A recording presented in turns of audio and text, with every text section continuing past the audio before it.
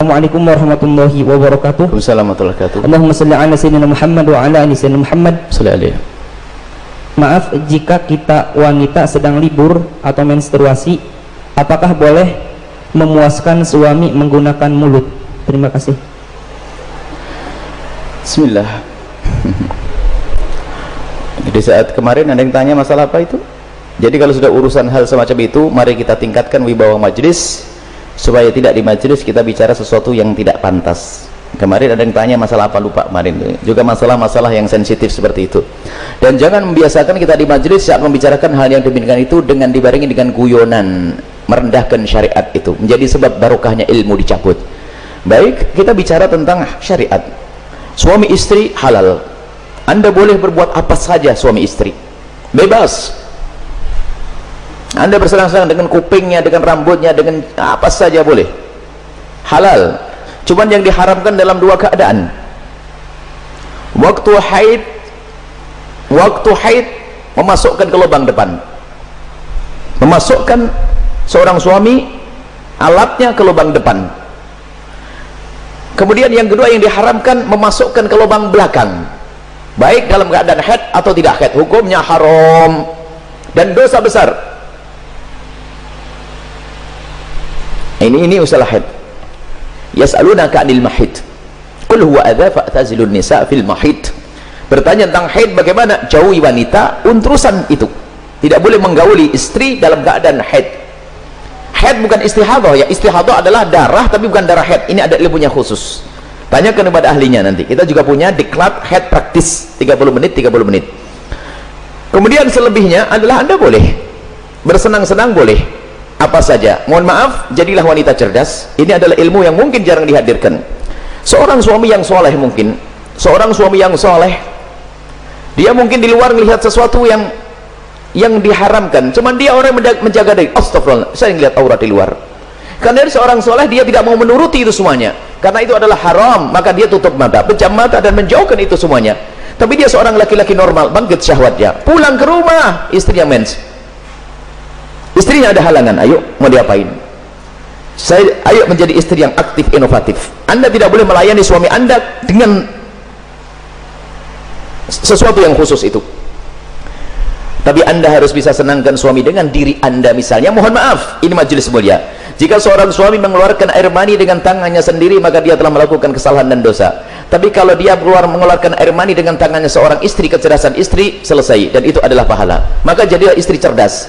Jangan istri kalau sudah lagi men, Masya Allah, libur buat kopi, liburnya dengan suami, sampai suami itu Masya Allah stres.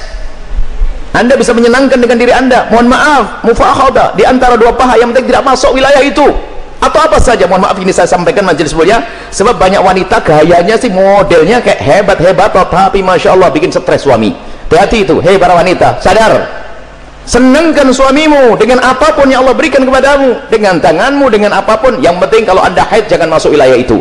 Sebab kadang suaminya sampai kena sudah tidur, masih akan diwakin kopi enggak, sarapan enggak, bang beli makan di warung aja bang, yang ngoroknya yang digedekan. Wahai para istri yang solehah, Anda harus aktif dan inovatif, ada ide-ide untuk menyenangkan suami.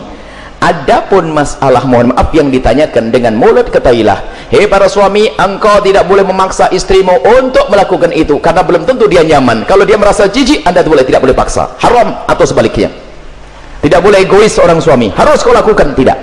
Kenapa? Mohon maaf, karena itu adalah wilayah yang bukan wilayah bersih. Wilayahnya orang dari makanan yang bersih dibuang lewat mana? Lewat itu. Akan tapi kalau memang ada orang, seorang wanita yang mau melakukannya misalnya, atau sebaliknya, bagaimana, apakah boleh? Ketahuilah, di situ ada cairan yang najis. Air mani tidak najis, khilaf di antara ulama. Mazhab Syafi'i najis, tapi cairan selalu najis. Maka kalaupun seandainya harus melakukan, mohon agar tidak ditelan, karena itu adalah jangan sampai karena itu najis, tidak usah ditelan cairan-cairan. Adapun masalah air mani adalah khilaf di antara ulama, akan tapi boleh seorang suami, seorang istri melakukan yang demikian, tentu dengan keridhaannya dan tentunya dengan waspada. Tidak boleh sampai ada masuk ke dalam perutnya sesuatu, karena itu ada madhi sebelum mani adalah najis, cairan-cairan sebelum mani adalah najis. Dan wahai para suami dan para istri, yuk kita melakukan sesuatu yang sesuai dengan petunjuk Nabi SAW, akhlaklah yang baik.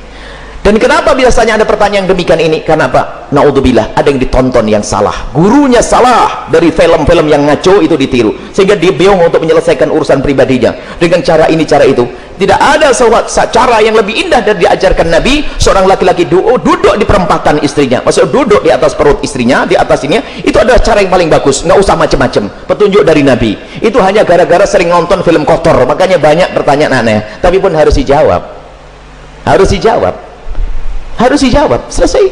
Semoga Allah bisa menjadikan anda orang yang bisa menyenangkan. Termasuk wahai para suami, mungkin ada seorang suami yang, mohon maaf, ada bermacam-macam sebab, ada ejakulasi dini dan sebagainya dan sebagainya, tapi ketahuilah jangan biarkan istrimu terlantar.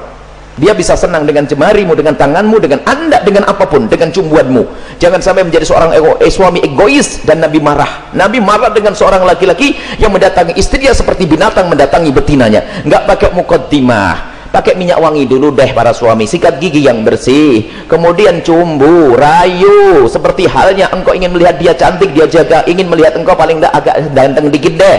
Kemudian lihat, seperti halnya matanya ingin melihat dirimu indah, telinganya juga ingin mendengar kalimat indah, dan juga hidungnya pun juga ingin mencium bau harum. Cobalah siap. Makanya sebelum pulang kantor itulah mampir pom bensin dulu deh, bersih-bersih pakai minyak wangi. Ini penting.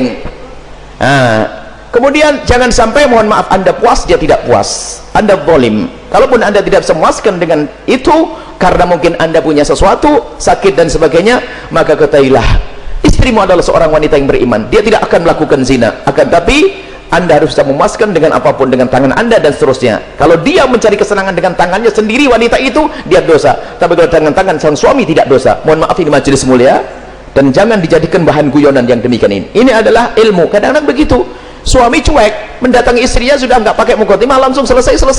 Punya anak 6, nggak pernah seorang istri merasakan senangnya dalam hubungan suami istri. Akhirnya apa? Itulah menjadikan istri ogah-ogahan. Mau melayani suami, saya dapat mandi saja, tidak pernah mendapatkan kesenangan. Anda suami zalim.